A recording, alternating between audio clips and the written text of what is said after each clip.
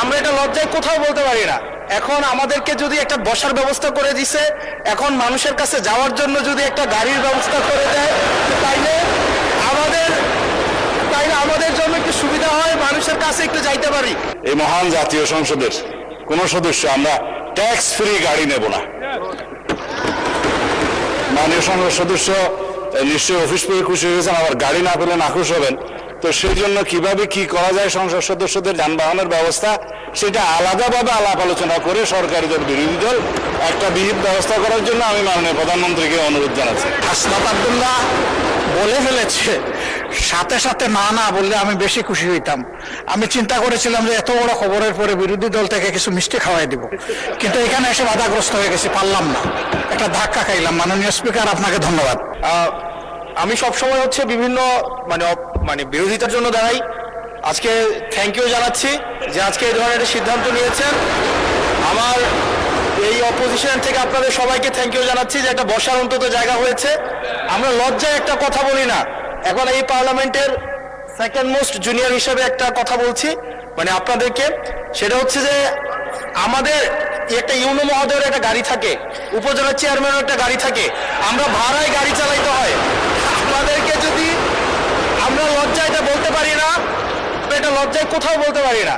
এখন আমাদেরকে যদি একটা বসার ব্যবস্থা করে দিছে, এখন মানুষের কাছে যাওয়ার জন্য যদি একটা গাড়ির ব্যবস্থা করে দেয়, তাইলে আমাদের জন্য একটু সুবিধা হয়, মানুষের কাছে একটু যাইতে পারি। মাননীয় স্বরাষ্ট্রমন্ত্রী কিছু বলতে চান? স্পিকার, মাননীয় স্পিকার, আপনাকে ধন্যবাদ। আজকে এমপিদের প্রাপ্তির পরে অপ্রাপ্তির খবরটা বলতে চাচ্ছিলাম না। আমাদের মাননীয় প্রধানমন্ত্রী যেদিন সংসদ নেতা নির্বাচিত হয়েছেন, আমাদের পার্লামেন্টারি পার্টি মিটিংয়ে প্রথমেই দুইটা অনুশাসন দিয়েছেন যে আমরা এমপিরা এই নতুন পার্লামেন্টে জনপ্রত্যাশা অনুযায়ী আলাদা কোনো সুযোগ সুবিধা নেব না। সেই হিসাবে তিনি অনুশাসন দিয়েছেন। একটা আইন আছে, এটা সংসদ বিষয় মন্ত্রণালয়ের অধীনে সংসদ সচিবালয় থেকেই লিড করবে। এই আইনে আমরা একটা সংশোধনে আনবো যে এই মহান জাতীয় সংসদের কোন সদস্য আমরা ট্যাক্স ফ্রি গাড়ি নেব না। এইটা মাননীয় সদস্য বাদে বাকি সবাই তালে দিছে, কিন্তু আমাদের মাননীয় সদস্য ছাড়া দিছে। তবে সংসদ সদস্যগণ নয়, শুধু বাংলাদেশের এই সরকারের সমস্ত মন্ত্রী, সরকারি কর্মকর্তা যারা গাড়ি পায়, তেল পায়, সেটা আমরা ক্যাবিনেটে একটা ডিসিশন নিয়ে ইতিপূর্বে আপনারা নিশ্চয়ই নিউজ পেপারে দেখেছেন, এই ক্রাইসিসের সময় শতকরা 30% তেলের বরাদ্দ আমরা কমিয়ে দিয়েছি এবং খ্রিস্টতা সাধনের উদ্দেশ্যে সরকারি কর্মকর্তাদের আপাতত লোন সুবিধা যেগুলো আছে সেটাও কাটিল করা হয়েছে ফর দি টাইম বিং। এই সমস্ত এগুলো আমরা সবই জনবান্ধব এবং জনপ্রত্যাশা অনুযায়ী যাচ্ছি, আমাদের মাননীয় প্রধানমন্ত্রীর নির্দেশনা অনুযায়ী। মাননীয় সংসদ সদস্য নিশ্চয়ই অফিস পেয়ে খুশি হয়েছেন, আবার গাড়ি না পেলে নাখুশ হবেন।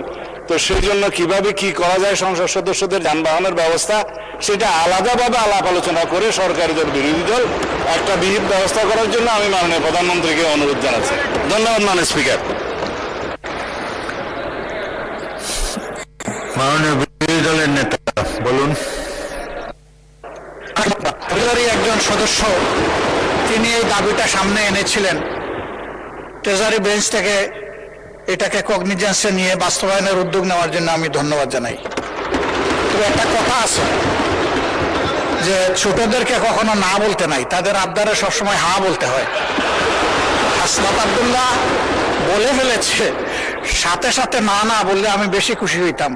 আমি চিন্তা করেছিলাম যে এত বড় খবরের পরে বিরোধী দল থেকে কিছু মিষ্টি খাওয়াই দিব, কিন্তু এখানে এসে বাধাগ্রস্ত হয়ে গেছি, পারলাম না, একটা ধাক্কা খাইলাম। মাননীয় স্পিকার, আপনাকে ধন্যবাদ।